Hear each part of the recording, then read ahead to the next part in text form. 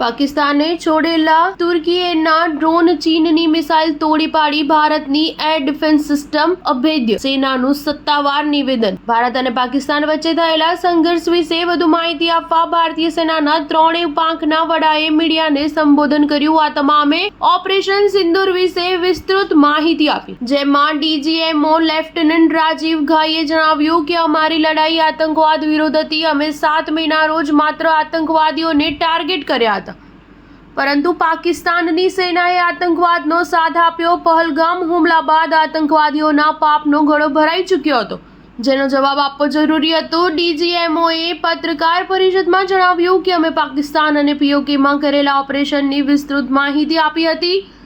અમારી લડત આતંકવાદીઓ સામે હતી। 7મી મે અમે માત્ર આતંકવાદી ઠેકાણા પર જ હુમલા કર્યા હતા, પણ પાકિસ્તાની સેનાએ આતંકવાદીઓનો સાથ આપતા અમારી જવાબી કાર્યવાહી અત્યંત આવશ્યક હતી।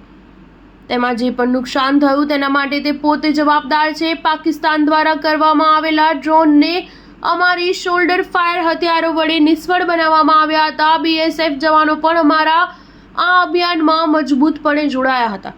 તેઓની મદદથી પાકિસ્તાનની નાપાક હરકતોનો સામનો કરી શક્યા। ભારતીય નૌસેનાએ પણ એટલો જ સહકાર આપ્યો છે। અમે સતત સર્વેલન્સના આધારે પાકિસ્તાનની હિલચાલ પર નજર રાખી રહ્યા હતા। ભારતીય સેનાની ત્રણેય પાંખોની છાવણીઓ, એરફિલ્ડ ડિફેન્સ યુનિટ સુરક્ષિત છે। તે આગળ જરૂરી પડી તો કાર્યવાહી કરવા સક્ષમ છે। ભારતની એર ડિફેન્સ સિસ્ટમ સુરક્ષિત રહી હતી। આકાશ એર ડિફેન્સ સિસ્ટમે શાનદાર દેખાવ કર્યો હતો। પાકિસ્તાન દ્વારા વાપરવામાં આવેલી ચીનની PL-15 મિસાઇલ તોડી પાડવામાં આવી હતી।